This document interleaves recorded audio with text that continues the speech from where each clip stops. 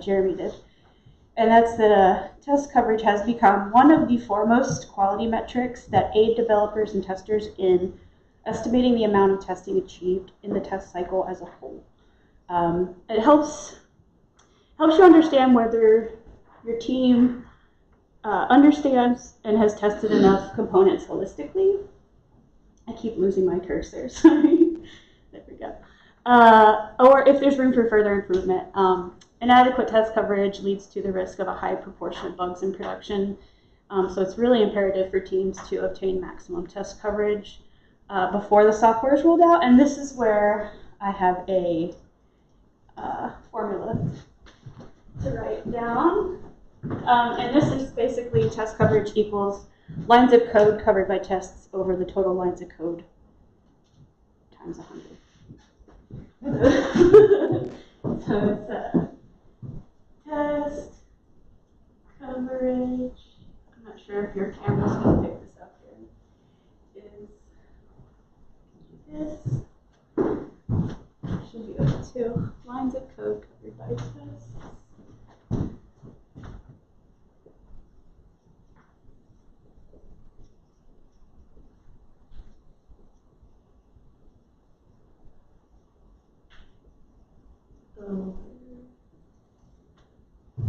I think I remember this one, but no. Total lines of code. There we go.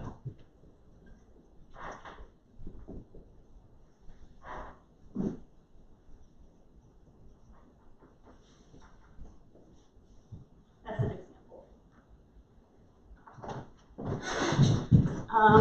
This formula actually does get used when coming up with metrics, especially that can link back up to an OKR. We'll say also test coverage provides accountability when it comes to testing and quality as a whole. And measuring test coverage makes it possible to share the progress made with your test strategy to all relevant stakeholders. Can I ask a question? Yes. What typically is the percent? I mean, what do you want to achieve? Obviously, the highest. Oh, geez. Not 100, not 100%. It's almost impossible to automate 100%. But test coverage, places where I've worked, we strive for 50%. So we work off of, usually you have a suite of manual test cases already, and they may be ranked by risk and priority.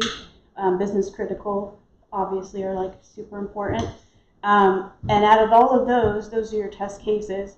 You want to automate all the priority ones. Let's say we identified those, and that's 25%. So we want to make sure that's automated 100% of those 25%. And then this number also goes into code coverage. And code coverage has its own rules around what this formula would look like. I don't know that number. No. I am not a developer. Yeah. But yeah. So I wanted to say, since we talked about test coverage and code coverage just now, I want to say that code coverage is not the opposite of test coverage, even though like my description is going to say test coverage is black box, code coverage is white box. But it is. Code coverage, it has a white box testing technique that verifies the extent to which code has been executed.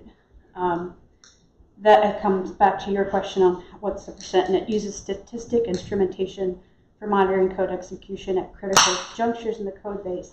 And what that looks like is kind of like CI/CD, what's failing, and those numbers that you get between, the timing of when it failed and when you fixed it and you're back to the green. Yeah.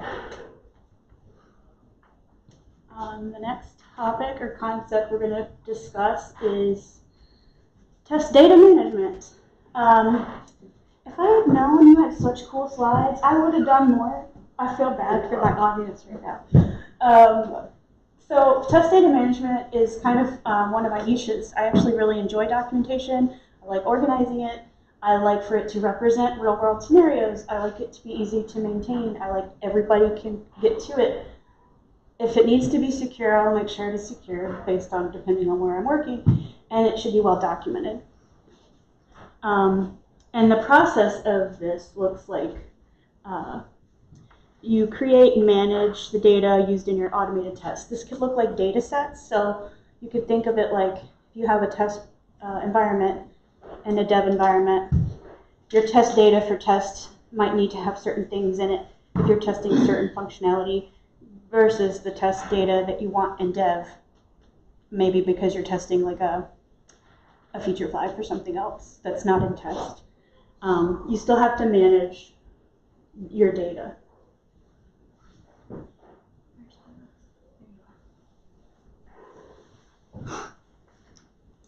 So there are some key considerations to keep in mind.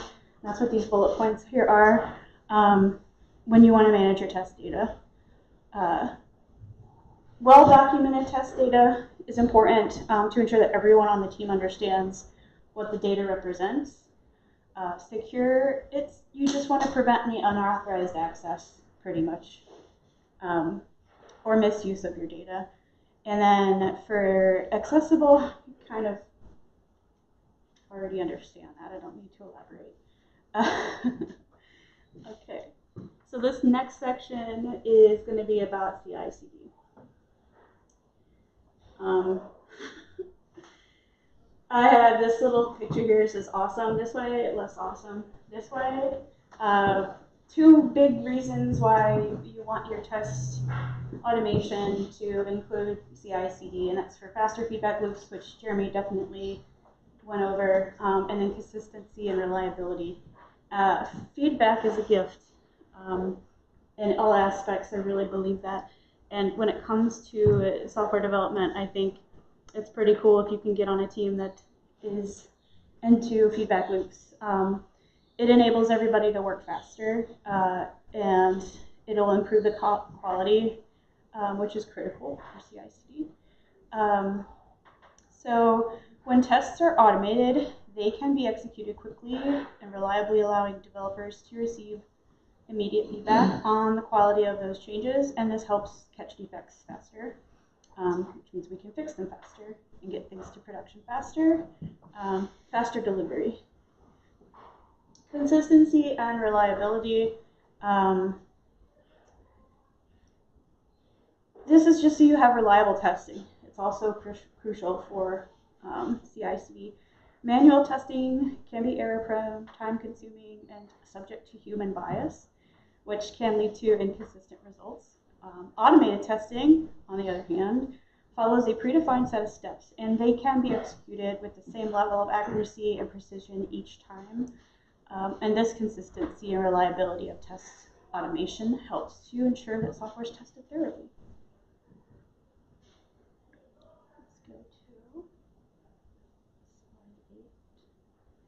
Do you ever see pushback or people who don't see the value in having your automated testing on your CI and stuff? Because I've heard of places where they just didn't see the value of putting it in there, and they want something like manually tested instead, and not take the time to write the test behaviors and stuff. That's a great question. I've been on so many sides of this discussion where I refused to do automation because I was like, the manual testing needs to remain, and you're taking the human element out of it, and I was very stubborn about it. And then once I started exploring more automation stuff about 6 years ago, I saw a benefit there.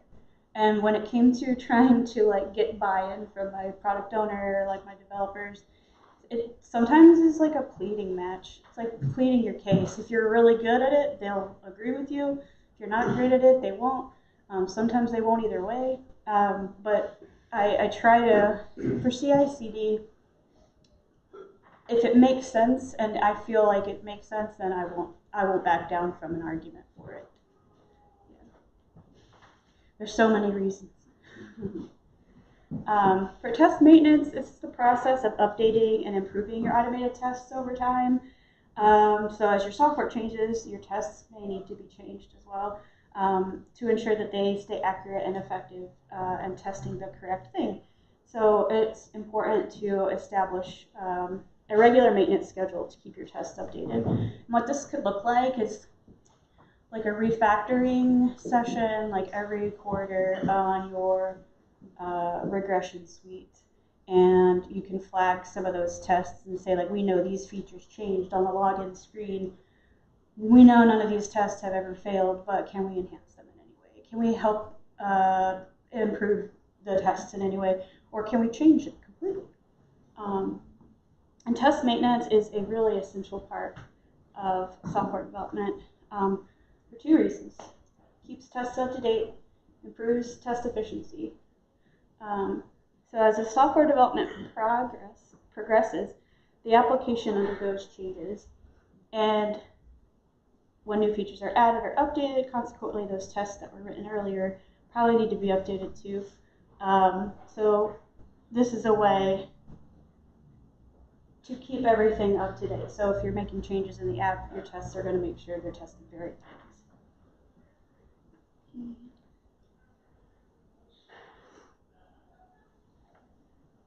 So test efficiency. Test maintenance can help improve the efficiency of testing by executing those repeatedly over time. You'll start to notice that some of them may become inefficient, leading to longer testing times, wasted resources, frustrations. But by regular reviewing of your tests, it's like an ongoing process. Like you're always, if you're making changes to the app, check those tests that touch it. I feel like by regularly reviewing those, you're going to help identify and remove redundant or unnecessary tests, improving overall efficiency for your project.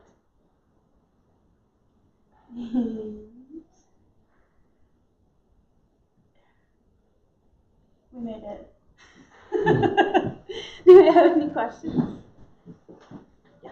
What are some of the more effective ways you've had in condensing or completing your case? Sorry. Or automated, that's okay, for automated test coverage. So I kind of have a similar issue. Like I started testing kind of the same thing, like thousands of tests kind of thing. Yeah. Half of them never get looked at, right? You know. And you feel like you're probably the only one that looks at them anyway. Yeah, and then they break. Yeah. They break. So some of that comes from just having some integrity, where it's like and CYA, the cover here. But so if you're trying to, can you ask your question again? Oh, just some of the best ways to plead your case, Yeah. I guess, for test coverage automation and reviewing those tests. Yeah. I guess I can start with ways a way I've approached it. Like the obvious. We had this issue, this feature didn't get caught because this was broken. Sometimes that's not enough to get the message across. Yeah. So in your situation, do you do a lot of manual testing? No, this would So be all everything's automated testing. Yeah. That's good. Thank you for asking that. It changes my answer also. First, I would want to know, are your tests ranked in any way? Do you know which ones are like highest priority, business critical, you have to run them no matter what? Are they all just kind of there and they all get ran at some point? Yes. Okay. That's how, from what I remember, this was Yeah. 2 years ago. If it was me, I would dig into the risk of which tests I want to run and which ones I don't. Identify the ones that are business critical, and those will always get ran. And that will be, this will say, we always need to automate these, no matter what, because A, B, C, D. And then you have these other ones that are automated, but maybe they're flaky, maybe they're just not running effectively, or you don't really have any artifacts or history on what actually happens with these tests. You just know you have concerns about them. And then kind of go from there. I would rank them, yeah. So why wouldn't you automate? It depends on what it is. So I used to argue a lot against any type of automation for accessibility. Well, it's not the federal government, that's not our argument. They will always win. Yes. Well, to not automate it or to automate it. If it's an accessibility thing, I would argue against taking the human element out of it. But there are benefits of some automation of accessibility. There are some trusted sources that I even have now that I didn't 3 years ago, to say well, I wouldn't want to automate the color contrast checking on this site, or maybe the font size checking on this site because I need to see it with my own eyes, or I need to touch it with my own hands. Or tab order on a page, maybe. But something I might not automate, it's like certain user paths. I might automate the happy paths to stuff. Like a user logs in, can go and use a search, can add a thing to their cart, can add a payment method, can check out. But would I want to automate all of that in one test? Probably not. I would probably do each one by themselves. There's a lot that can be automated. There's so many examples I could tell you why I wouldn't automate it or why I would, but it depends where I'm at too, and the Some of project. it's potentially multi-platform. You know, I work for Showtime Paramount Plus, and we've got Samsung TVs and Roku devices and Android devices, and you can't automate No. some of that. If you someone to like use your product and watch TV to make sure it works. I think we'll all sign up for that. Yeah. Yeah, and I've also encountered situations where, you know, the defect is relatively benign, right? Like, oh, there's, you know, some content needed to be changed or something got missed, and so the effort involved in automating that isn't worth the juice you get from just fixing it and verifying, oh, it works and moving on. Well, ultimately, we're talking about managing risk, and risk has two components. It's the impact of failure and the likelihood of failure. And so you're always working with most likely value. And so I always start with what's the impact of failure. You know, on an airplane, if you lose your engine, well, you're, you know, Pretty impactful. it's something impactful, so to speak. Yes. Keep that lighter. Yeah, right. But how likely is it for the engine to fail? It's also the other thing. But so it's a risk. So those are the two things here. So, okay. And so they're actually, risk is a combination of those two. So how do you come up with a metric that balances both of those? Thank you for listening. Okay. Thank you for coming to his TED Talk. Like my job, we do some unit tests, which we actually, software developers and testers work together. But we're actually not the same department. So software has their own departments, we're product development. So we have unit tests, which it seems like I'm more test automation engineer, so it seems like falls more testing on me. Software developers are like, code, here you go, you figure out the test. So you write other developers' unit tests? We can, yeah. I write probably more lab tests than unit tests. So Okay. I probably write more like, my case, like, I know we have the whole model, like we want unit UI be the least amount of tests, which in our case, we have old UI and like UI, so it's actually flipped. We probably have more UI tests than unit tests. Okay. And I write a lot more like lab, like we have a SQL database that they say, okay, execute the procedure, what comes back? I do a lot more like that than anything. So, I mean, to me, that's like, we're trying to get unit tests, but like more like who's software developers actually be doing it, but Yeah. no one's really pushing it. Usually, that's also true. You're trusted that you're writing the unit tests along with your code if you're a developer, which I've also learned isn't always the case. No, we have a lot of developers who've been there 20 plus years and they're set in their ways and good luck. Yeah. Look at that. Yeah. Yes. Do you find that your feature tests then become regression tests at a later date? And so is the volume of tests you're running expanding, increasing over time, but you're automating those? So Yes. Yeah. Okay. So to describe that, where I actually just came off of a project, we didn't have automation. We did everything manually, and we did a regression. We had a huge file that had like hundreds of tests in it, but they were done by session based, so it wasn't like step by step. You just knew what the test name was and kind of what to go do. So when I got my hands on that, I was like, this isn't acceptable.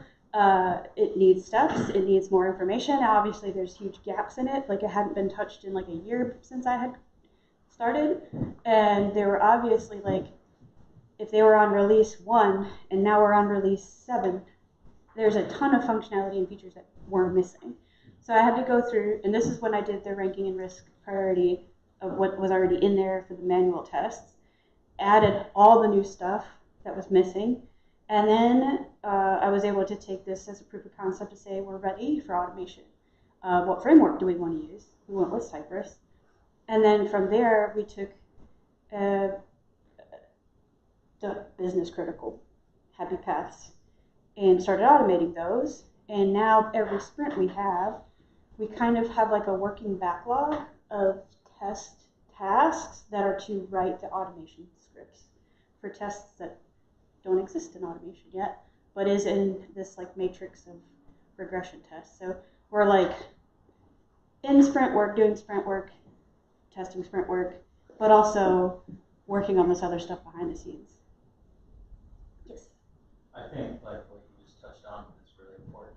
Is that like rehashing of, okay, we've done this first run through of what's the most important, ranked everything, but we still need to keep going through and ensuring that things that were ranked low somehow become more priority, or somehow, because that stuff, when it gets left for too long, just starts killing your CI/CD after a while. Yes, yeah. We and actually the project I was just speaking on isn't in CI/CD yet. It's not ready. It's still in like not beta phase. Like we got buy-in, everybody's into it. It's just not ready. We have maybe 25% of our tests automated out of that regression suite. So I think once we hit 50, we'll say we're ready to try to do CI/CD. Jeremy, I have a follow-up question for you. Yeah. I noticed on your presentation that there were gains made from 2020 up through 2023 in 3 of the areas, but success rate looked like it stalled out around 80%. Do you have any thoughts, or do you have any data to maybe provide an insight into that? So the success rate, so the question being success rate kind of stalling out at around that point. The only thing that comes to mind without going back and looking through those is that we've seen more and more bringing in more test suite, like understanding that, and if you look at it, the duration kind of has been around that same spot. Like all of those have kind of, there's been some correlation. The only thing correlation has been different is mean time to resolve has gone down. But everything else has kind of gone up a little bit with that, and kind of not been flat, but been kind of slightly elevated. And so the only thing that comes to mind from that I can recall is that we've seen more people, more developers working with test data. Their test coverage starting to get better, and that is going to increase duration across the board. It just is.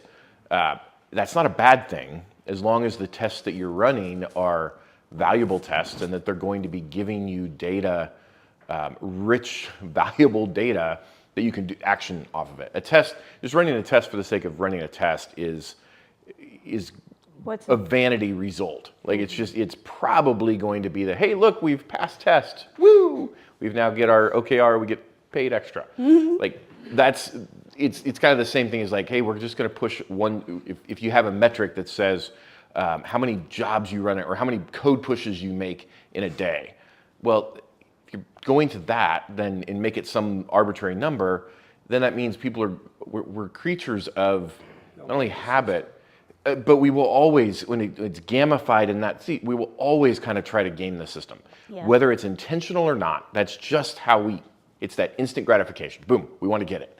And so we'll go make a one-line change. Boom, now that we've done that. So we've started to see more and more, of that, not that piece, we've seen more of better testing, which means durations have gone up, which means success rates with testing has pretty much stayed the same. We have seen some movement around the builds that are going shorter, having better success rate. And so we've seen some of that start to come together. But the larger amounts of builds, larger number of builds that kind of fall in that success rate, keeping it at that 80%, tend to be longer duration and having better tests. So while it's great to get to that 90%, we're seeing more testing, which makes it okay. We're not seeing that it's bad. It's not going down. It's staying pretty much the same. Does that answer the question? It does.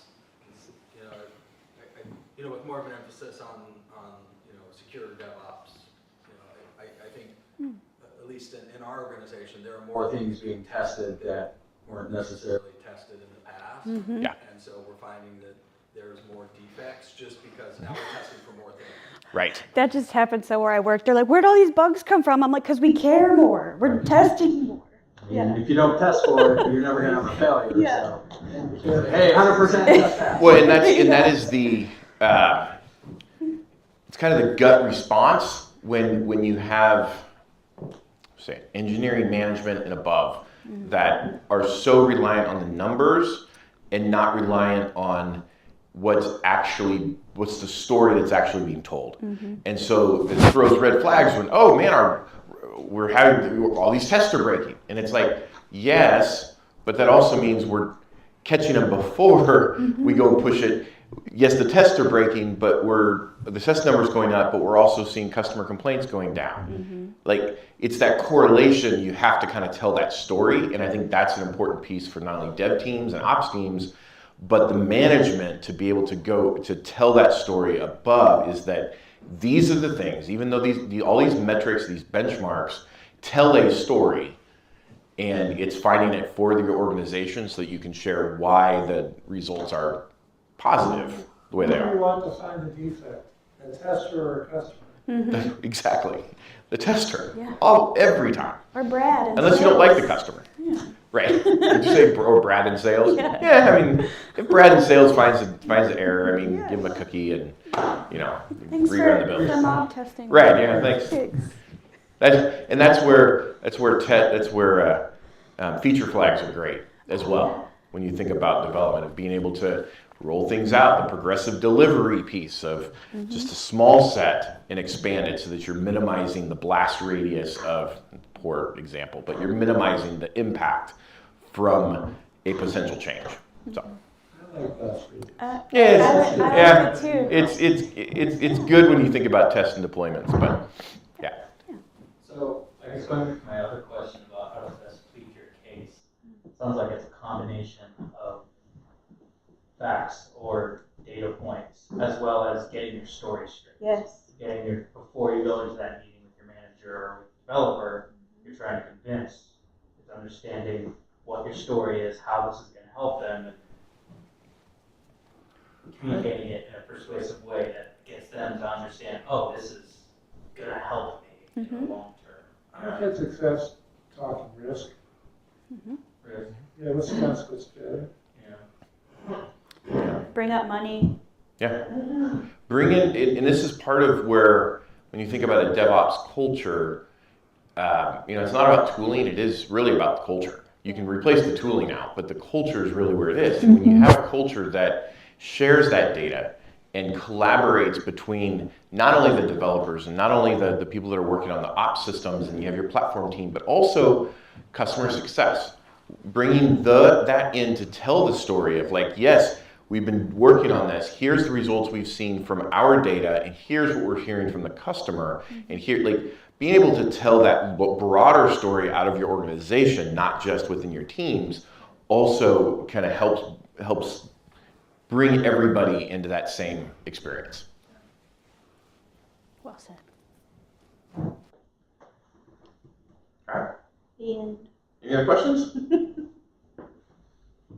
Cool. Eat some more pizza, please. Yes, we have more pizza. Anyone have anything else they want to say? Any other questions? Now that you've had time to think about it, any other announcements about other things that are happening in the Kansas City area, tech related or not, that you want to share? Anyone have anything? I have something that's tech related. Excellent. Yep. I am the recently elected isn't the right term. It's nobody else wanted it, but There's a name for It that. counts for elected. Yeah. Yeah. Honorary. I am Honorary. the president of the KCQAA group. as most groups, we weren't too active during COVID. We're kind of getting that back up again. And we would love to speak to you or folks within your organization to find ways that we can connect and add value to your organization, whether it is making the case for automated testing or being able to come alongside folks in your organization to give them the professional development tools necessary to succeed. So cool. You said that was KCQAA? KCQAA. And what does the QAA stand for? The Kansas City Quality Assurance Association. Association. Okay. Yeah. Got it. I figured the QA, but I couldn't figure out what the extra A was. So quality assurance. So kcqaa.org. Yeah, Okay. you can go to that Cool. website. Excellent. It's a site that's in progress, so we're Running through quality assurance to make sure that Hey, sites that this good. in the dust. Good. Okay. I'll run an accessibility audit. We are on Meetup, yes. Okay. Yep, you can join us on Meetup. Okay. Oh, cool. Excellent. I have one for Crema. We are participating in, I believe it's like Kansas City Design Week, KC Design Week is coming up. We're one of the stops. I think there's like 10 or 12 businesses that got into this. I wish I knew the date. I was trying to pull it up, but I can't find it. But I'll post an announcement or something like in our Slack or something to give more specifics. But it'll be an opportunity. You can come hang out with us at Crema, where I work.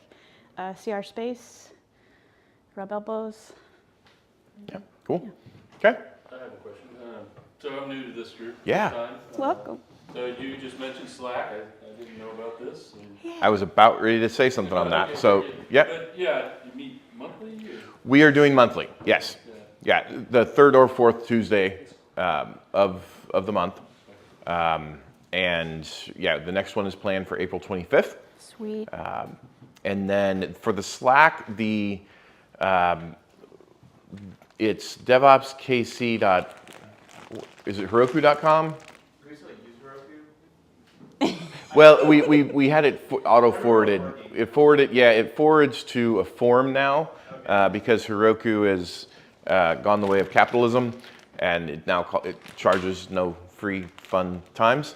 That was just but I think it's DevOpsKC.Heroku.com will auto forward to the form. Fill that out, and we'll get you added into the Slack. And then also on it's meetup.com/ I think it's DevOpsKC, I believe. Yeah. Also has the link there for that.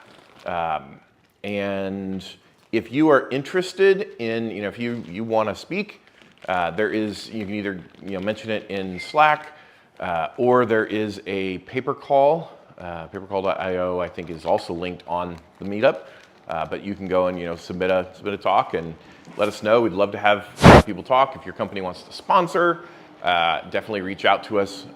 You can find me or CJ or others on the Slack, and we can help you out there. And then great sounds out there. And then any companies hiring. Definitely, anyone want a shout out to their company that maybe is hiring. If anyone's out there wants to, nobody wants somebody to come work with them. Get it? HashiCorp is hiring. Yeah. We have some open, so HashiCorp has roles open. CircleCI has some roles open across the spectrum, not just in like engineering or, we have across the board some there. Yeah. And we're mostly remote, pretty much mostly remote. I think Hashi's pretty much the same way. Anyone else? Well, if you guys are looking for new coaches, I'll throw out that I'm looking. Kaylee would. And I did just that design week. It is April 14th through 20th. Thank you. I knew it was sometime in April. I was like, I wanted to say the 21st, but I was like, that's not cool. right. So you said 14th through 22nd? Yes. Okay. So that's a, what's that, a Friday to a, it doesn't matter. 14th to 22nd. Okay, cool. KC Design Week. Yeah. Are you an agile coach or Yes. So you should be arguing for the testing for. Yeah, well, I was like, honestly, I haven't it's more like making the time for it on top of all the other Yeah, things. exactly. Yes. It's balancing. Making the time for it, yeah. Yeah. Okay. Well, cool. With Yeah. that, yeah, we have some more pizza. Feel free to grab some. We have some more drinks, and if anyone wants to go grab a drink afterwards, there's Where are you plenty going? of places. The levee's down the street. Like if anyone wants to go to the Yeah. levee, we can do that, or any other place they want to throw out there. But yeah. John's Big Deck does trivia on Tuesdays. Uh-oh. If you want to go get weird. Uh-oh. That sounds fun. I was on a trivia, my team, I'm not anymore, but we got third place.